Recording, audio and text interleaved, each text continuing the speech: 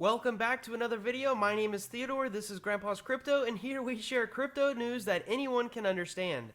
In this video, I'm going to be talking about this article on grandpascrypto.com titled, "Is the Era of NFTs Over?" So if we scroll down here, we get a TLDR summary which is found on all articles on grandpascrypto.com. Over the past few weeks, NFTs have begun a massive sell-off. NFT volume has been down tens of millions of dollars in the past few weeks from their all-time highs, and many NFT investors have been feeling the sell pressure. What's the reason for this NFT crash, and could this lead to the NFT bubble burst?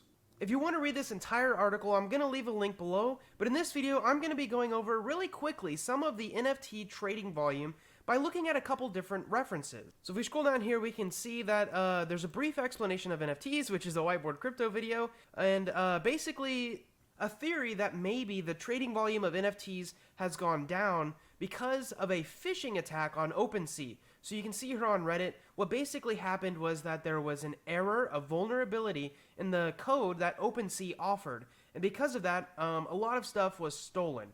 Well, due to that, it could be theorized that most people did their NFT trading on OpenSea. And because OpenSea technically kind of went down, or people were scared to use OpenSea, there's not very many other big name NFT platform competitors out there, that because OpenSea went down, that the trading volume may have followed. But this has been over a month ago, so we can look back and see maybe if the trading volume has come back up.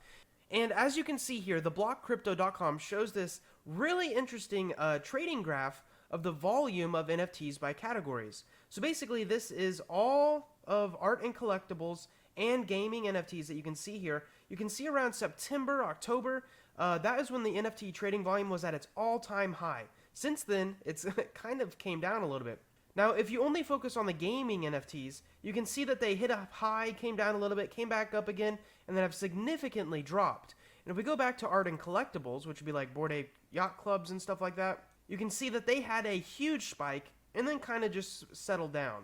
Now, if we go to CoinMarketCap, we can actually take a look at the past NFT collections in the past 30 days and look at their volumes. So this is an interesting way to look at some of the top NFT collections out there. You can just kind of scroll down here and see some of them. Some of them will stick out, for example, the top ones, I think, like Bored Ape Yacht Club, Mutant Ape Yacht Club, CryptoPunks, and then some of these down here you may see. But this is a way that you can see all of the available NFT collections sorted by their top volume. Next, we have this website called nonfungible.com, which is basically a market tracker for NFT volumes.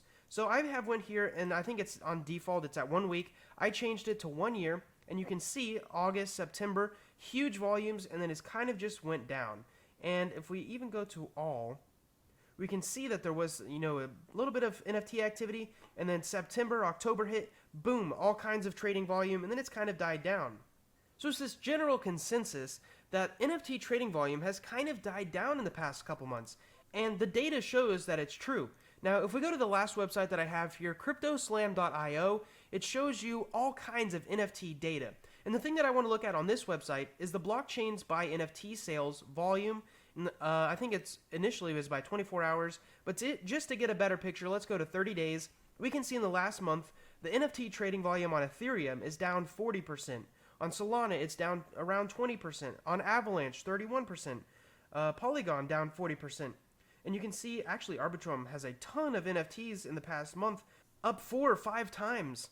So maybe some of the trading volume is going there, but you can see in general, Ethereum, Solana, and Avalanche, and Polygon, which are some big blockchains with a lot of NFTs on them, are generally, in the last 30 days, all negative. In fact, you can actually see here on Ethereum, $1.7 billion, which is a lot of money when you compare it to the other trading volumes of the other blockchains. Ethereum being down 40% is a big deal. So in my opinion, I think we're kind of hitting the point, kind of like a dot-com boom, where the hype has kind of died down a little bit, and eventually out of the ashes, so to say, we'll start to see, where is it?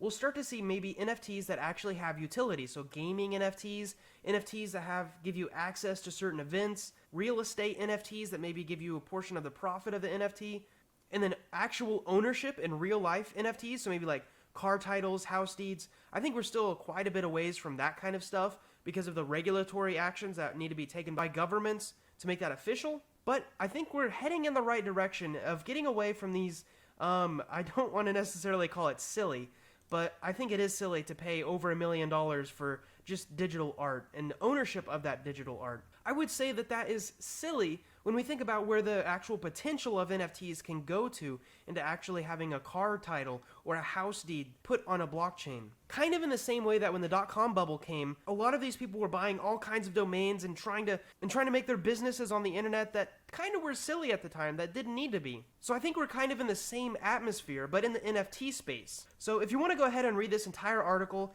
it's really well written.